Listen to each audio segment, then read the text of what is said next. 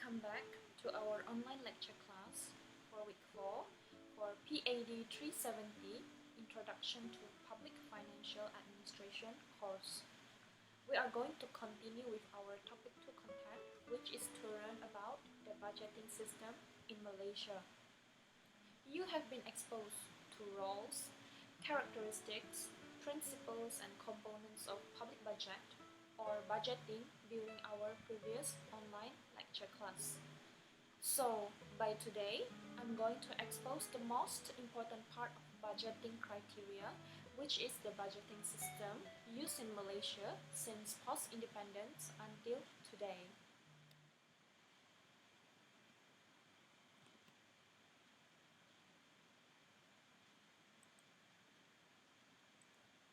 Okay class, for today's lesson, the whole subtopic content for point 2.6, which is the budgeting system in Malaysia, consists of 2.6.1, Program Performance Budgeting System, or known as PPBS, 2.6.2, Modified Budget System, or known as MDS, and the next one, 2.6.3, the Outcome-Based Budgeting System, or OBBS.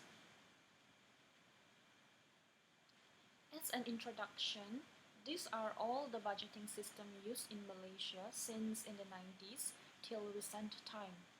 As you can see here, Malaysia has evolved in its budgeting system over the past years, started from 1959. The earliest budgeting system used prior to post-independence in Malaya was the line item budgeting system, which was in use from 1959 until 1968. Nevertheless, we are not going to touch on this type of system, yeah? In case you want to know more about line item budget, feel free to find some information about it from the internet. Due to the inefficiency of line item budget, Program Performance Budgeting System, or PPBS, was introduced in 1969 and was in use until 1990. PPBS then being improvised, and as a result, Modified Budget System was implemented to replace Program Performance Budgeting System. MBS was in use from the year 1990 until 2010. And then, Outcome-Based Budgeting System, OBBS, was the latest budgeting system used in Malaysia. Malaysia has overcome improvement of the system from time to time, and so far, OBBS is seen the best of all. Our country is currently using OBBS in planning and evaluating the whole budgeting procedures that involves the public financial administration.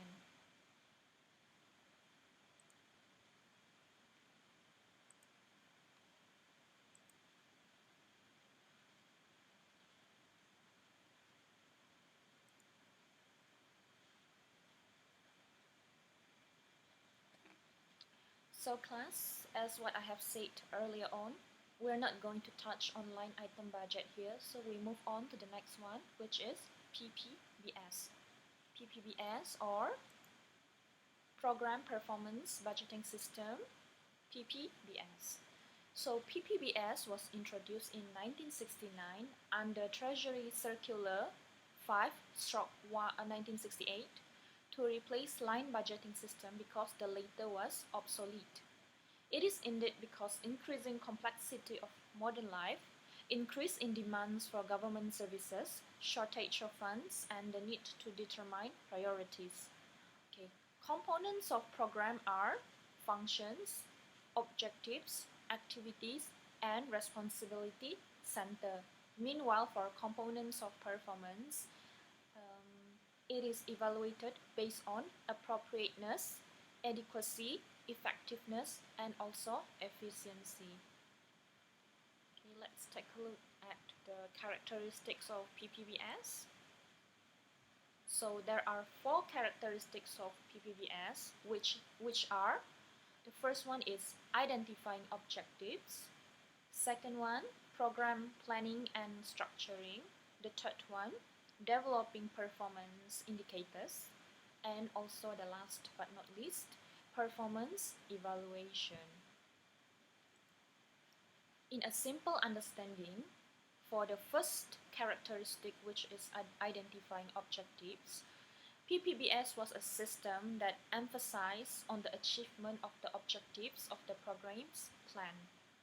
And then for number 2, program planning and structuring, it explains that PPBS system was also looking at the program planning and structuring in order to proceed with the evaluation.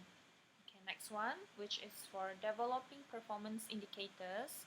It will then develop indicators, or known as petunjuk, to performance evaluation process. And then next one, performance evaluation. This means that evaluation or assessment is made towards the program. So when you look at all of these 4 characteristics, the whole characters is actually kind of a procedure involved in a system, in which in this case it is a financial system procedure.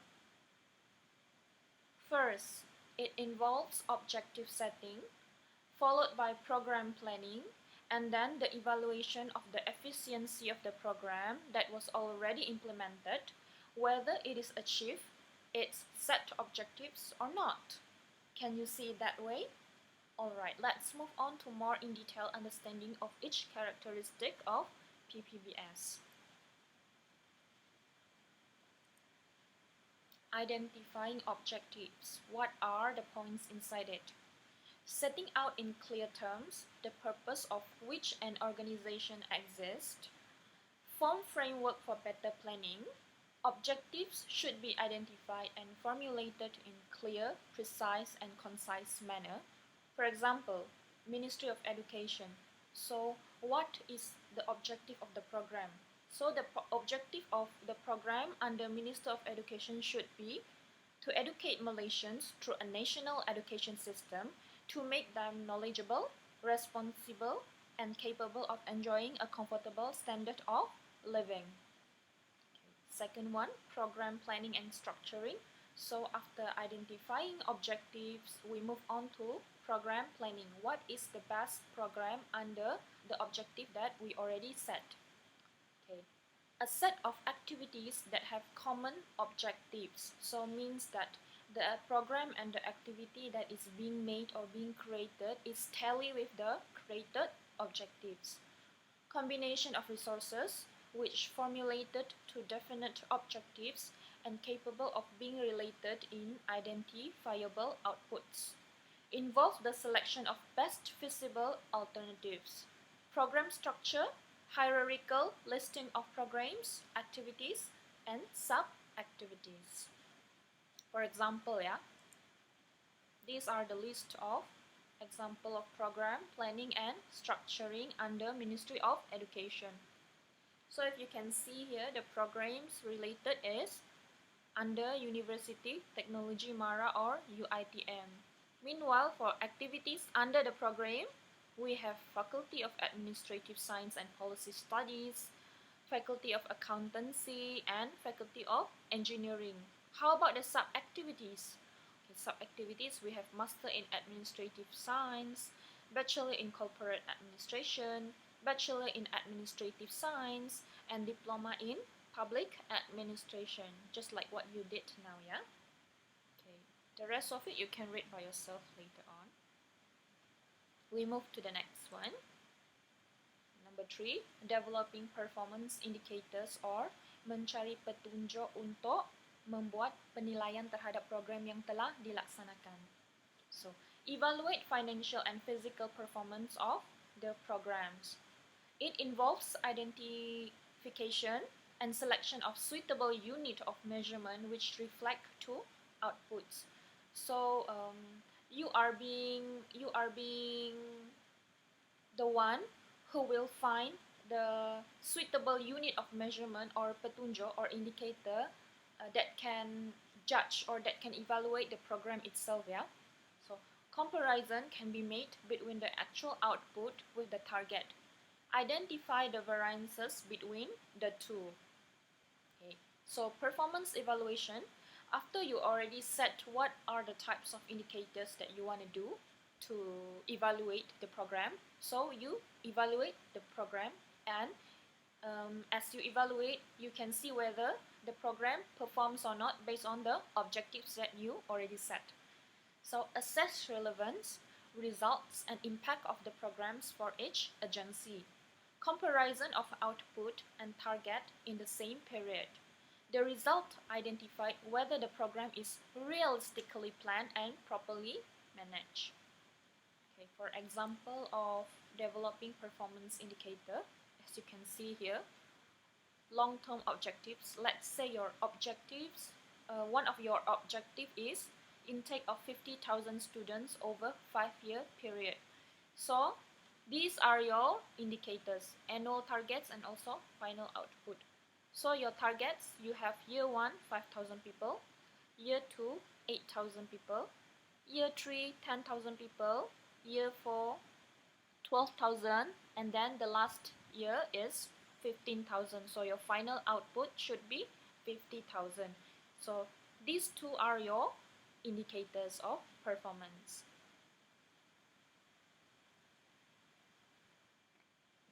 Okay, next one, we move on to performance evaluation.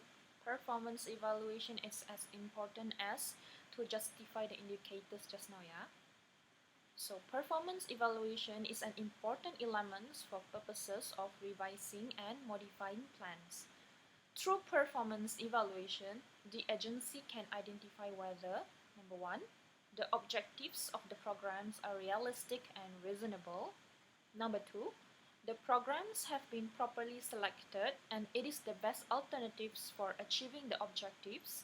Number 3, the programs have been properly planned in terms of time and adequately provided with the necessary resources. And number 4, the programs were effective in relation to the objectives. Always relate everything with objectives that already being set out early on. And then next, we take a look at the advantages or the strength of program performance budgeting system. There are 8 advantages here. The first one is determine the government's objectives. Second one, program planning to achieve objectives. The third one, determine programming structure. And number 4, determine the results performance. And number 5, determine performance annual targets. Number 6, emphasize on sources effectiveness. Number 7, provided comprehensive information. And also number 8, performance measurement for government agencies. And what are the disadvantages or weaknesses of PPBS? The first one is goals and objectives of individual agencies are not clear. Number 2, difficult to develop the performance indicators.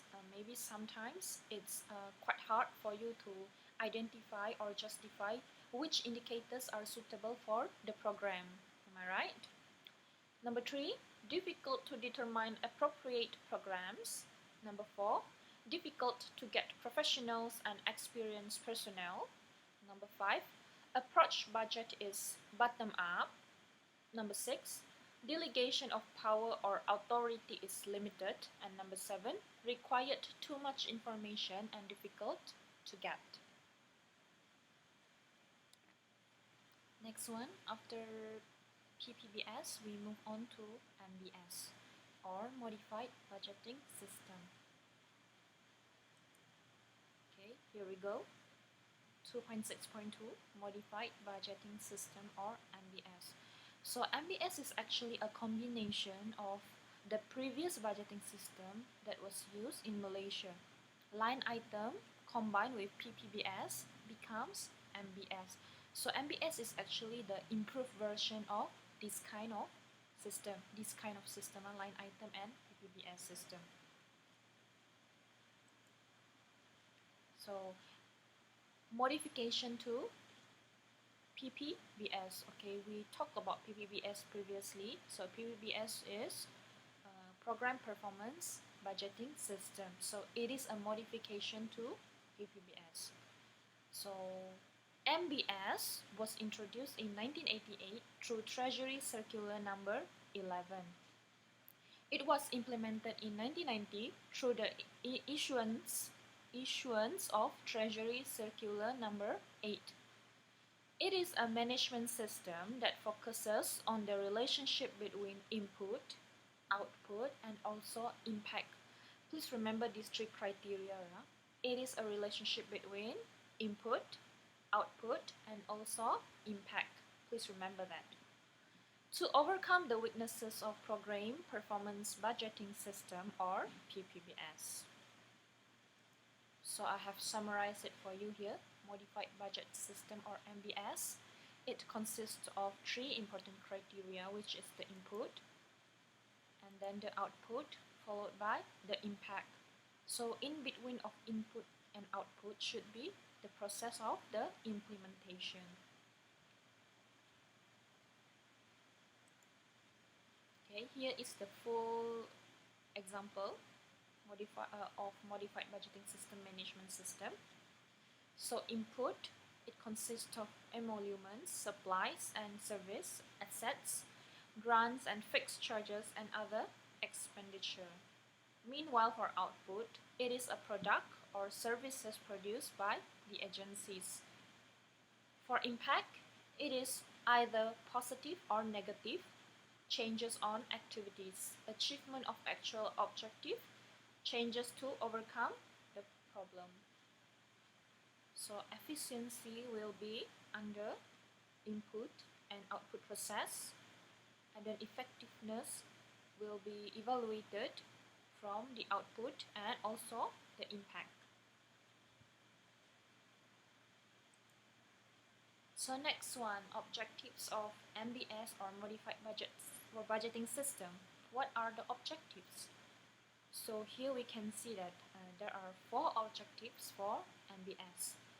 The first one is to improve the resource allocation to government program. Second one is to enhance accountability. The third one is to help the program manager to improve the program performance.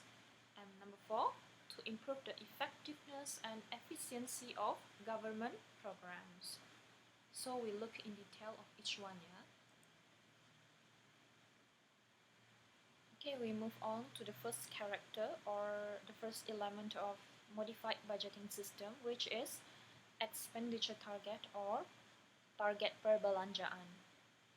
Treasury's estimate of the base level resources required by each ministry, department, or agency to conduct existing policy or programs. Amount of expenditure target is fixed in the beginning. Proposal cannot be exceeded. However, Treasury can review the expenditure target if there are any changes in policy before it been finalized. In 2002, the budget preparation process is carried out once every 2 years. Okay. So these are the characteristics of expenditure target: estimation of operating expenditure, estimation of development expenditure, existing policies, new policies, one-off, threshold, and also efficiency dividend. Move on to the next one, which is number 2 and number 3. Program agreement and exception reports. It is a contract between a manager and a subordinate manager to whom certain authority has been delegated. And then number 3, a cycle of program evaluation. It is an important element that would assist management to make systematic analysis of the effectiveness, efficiency, relevancy, and economy of an activity or program to achieve clear picture of the level of performance of the activity or program. It includes 3 stages, which is the first one, pre-evaluation stage, second one, evaluation study, and the last one, evaluation report. And then the fourth characteristic of MBS, a more generalized approach to expenditure control. Devolution of authority, greater authority to the manager made a decision, accountability to match authority, stricter controls over resources whereby supplementary allocations are rarely provided or considered. How about the advantages or strength of modified budgeting system? The first one, explanation of the budgetary process under modified budgeting system, new policy and existing policy separately. The emphasis on achievement targets in terms of outputs and the impacts of every program and activity under MBS. If you still remember just now, there are three criteria that are very important in looking at MBS or modified budgeting system, which are, the first one is input, output, and also the impact of it. Number 3, flexibility in the financial management under MBS. Number 4, the Treasury may concentrate on policy matters due to decentralization. Number 5, a bigger role by controlling officer due to decentralization. Number 6, closer relationship between superior and subordinate in setting priorities. And number 7, motivate lower level managers. And what are the disadvantages or weaknesses of modified budgeting system? Number 1, it requires well-trained and experienced personnel as usual. Number 2, it requires information that may be difficult to obtain. Number 3, it requires good personal relationships. And number 4, complicated and need consistent monitoring.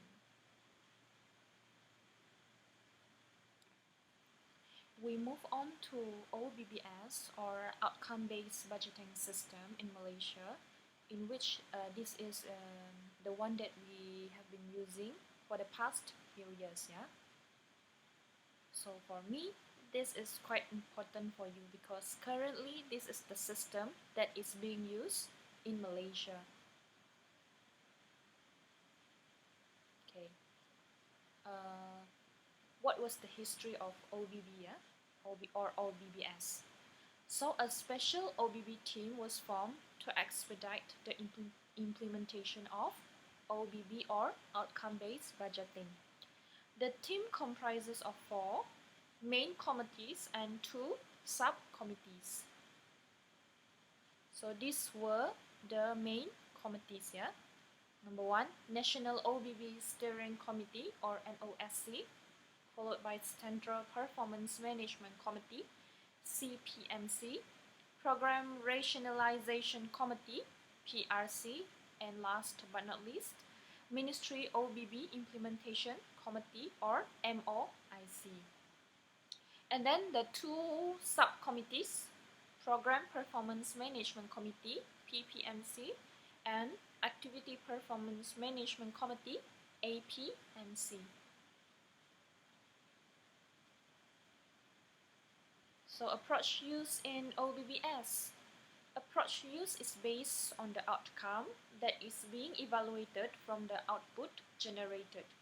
So positive outcome will contribute to positive impact.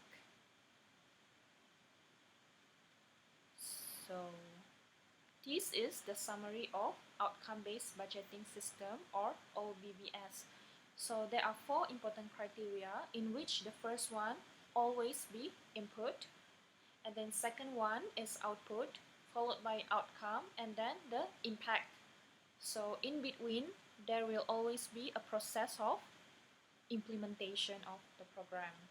So if you still remember in the previous one, which is the MBS, in MBS we have only 3, right? Input, output, and also the impact. But then in OBBS we have outcome, yeah? So outcome is the new one, is the new criteria that we should emphasize on looking at outcome-based budgeting system.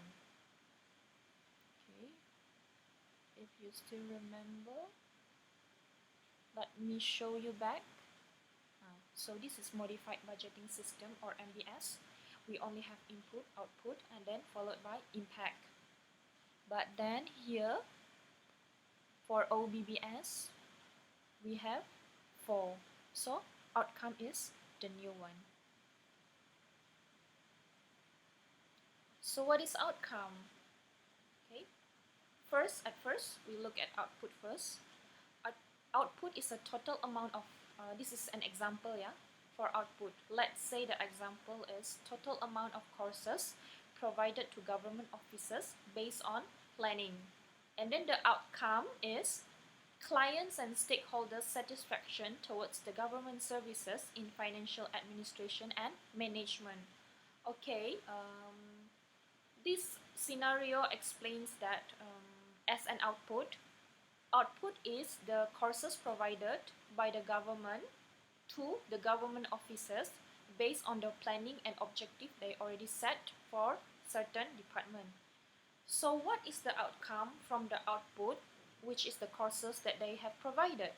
So the outcome, they will get the satisfaction from the clients and also stakeholders, because due to the services that that being imposed by all these trainers that have already received the training. So the satisfaction is the outcome, yeah. This is the more in detail example of what I have been mentioning earlier on. So can you see here, input followed by process, output, outcomes, and then the impact, yeah. This is a simple result ladder for scenario 1. And then next one, you can see that there are so many outcomes there. There are 3 outcomes. So input followed by process, outputs, and then outcomes, and then the impact. This is outcomes and the result ladder for scenario 2. So this is the explanation of the example just now. Okey kelas, sekarang kita melihat kepada contoh bagaimana suatu outcome itu dinilai berdasarkan kepada aktiviti atau program yang telah ditentukannya. Okay, for example, the activity or program adalah penganjuran kursus perakaunan dan kewangan sektor awam oleh Institut Perakaunan Negara.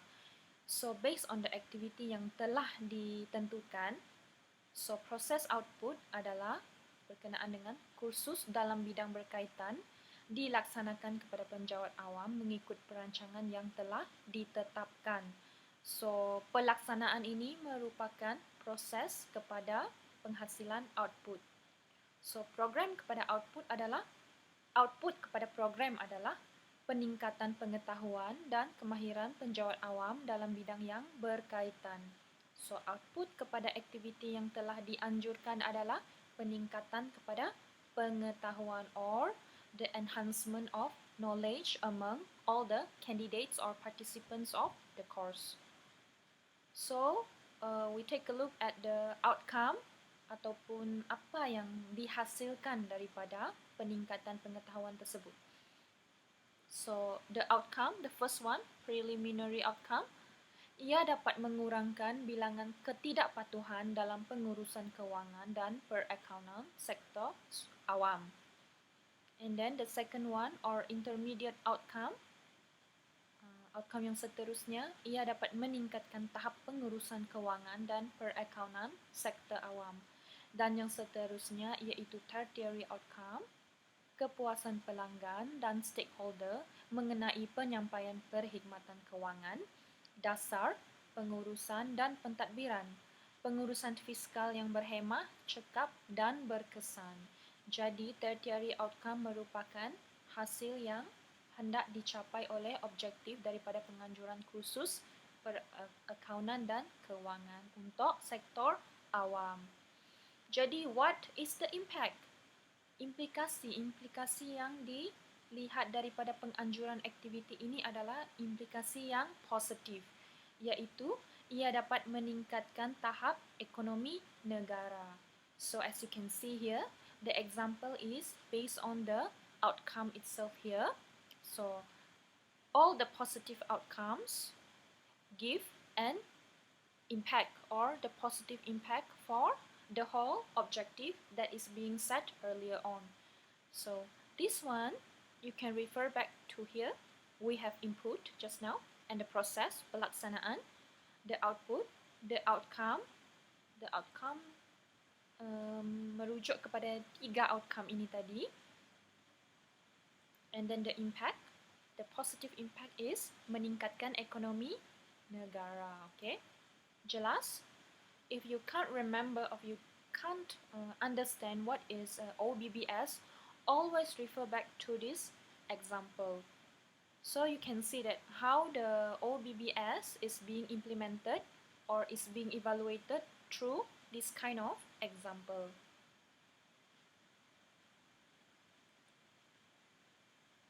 So summary from the example, the input just now, kursus yang telah dianjurkan ataupun yang telah kursus, penganjuran kursus perakaunan. So the input is courses, organization or planning. So the process melibatkan penganjuran ataupun pelaksanaan kursus ataupun the implementation took place. And the output from it, the enhancement of knowledge among participants. And outcomes, we can see that the first one, enhancement of quality of service in administration. Second one, enhancement of management. And the third one, satisfaction among clients and also shareholders. So the impact is it can help in enhancing the country's economic growth.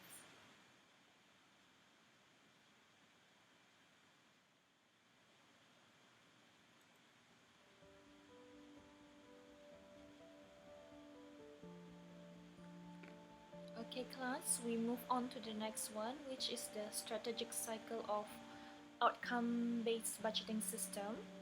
So there are 4 strategic cycles. The first one is outcome-based planning. It involves planning. And then budget preparation, monitoring and evaluation, followed by reporting of results. Okay, we take a look at the first one first, which is outcome-based planning. 5 years planning needs to be prepared based on outcome to be achieved. Planning begins with development of result framework by setting the agreed output and expected outcome. The combination of expected performance, program, and activity levels will form Ministry Result Framework or MRF. MRF refers to Ministry Result Framework. So ministries have to determine outcomes and identify programs and activities that contribute to the national outcome under NRF. The focus on outcome is to enable programs to be planned while maximizing the utilization of resources. The top management has to be actively involved in planning and consultancy. Planning process requires expected results to be coordinated so that it is aligned with the NRF.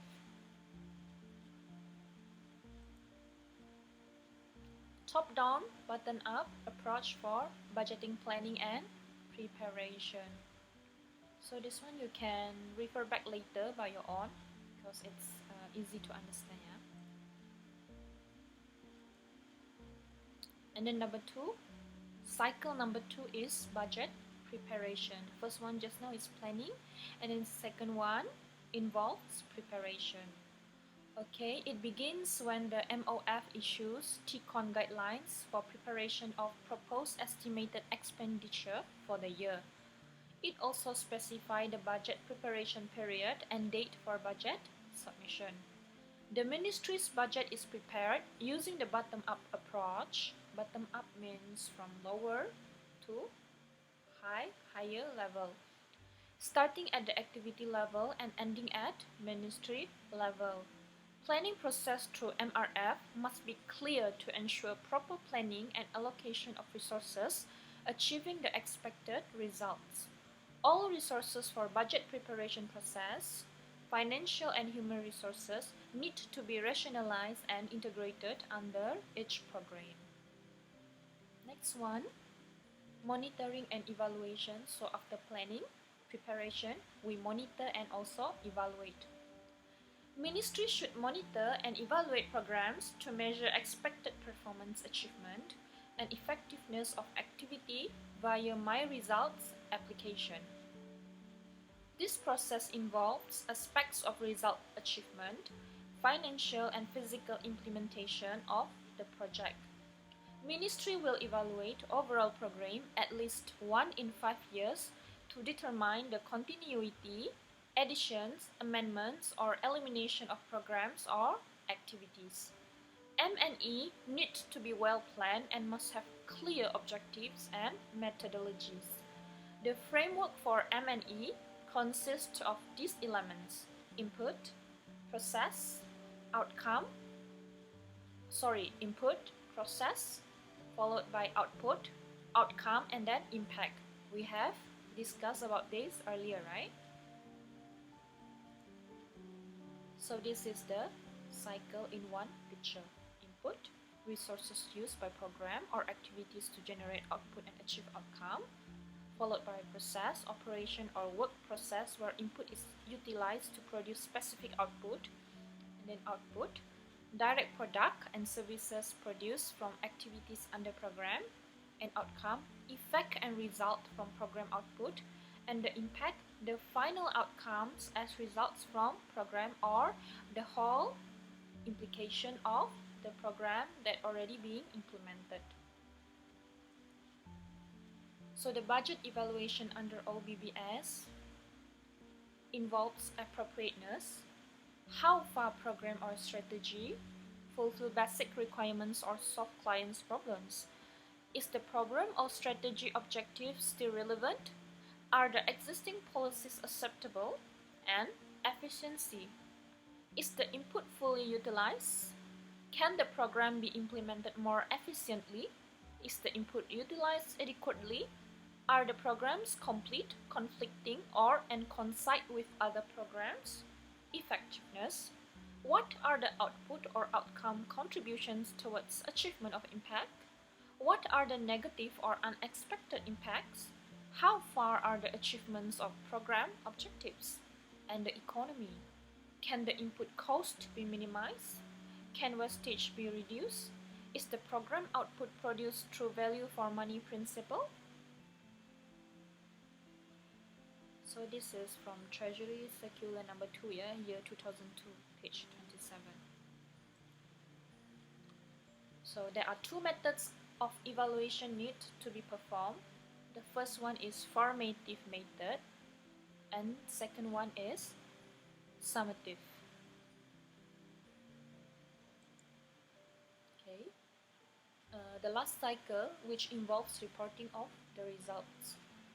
So ministry should submit achievement of results and financial performance to MOF through the following reports: quarterly and annual ministry's performance report, quarterly and annual projected cash flow, MOIC report, quarterly and annual monitoring of OBB programs or activities report, formative assessment of OBB program or activities report, and also summative assessment of OBB program or activities report. Okay, responsibilities of central agencies under OBB. Coordination of central agencies' responsibility is vital to ensure effectiveness of OBB policy and implementation both at the national and ministry level. Thus, it increases the quality of service provided by the public sector. The agencies involved are the Economic Planning Unit, Ministry of Finance or MOF, this is very popular for you guys, and Public Service Department or JPA.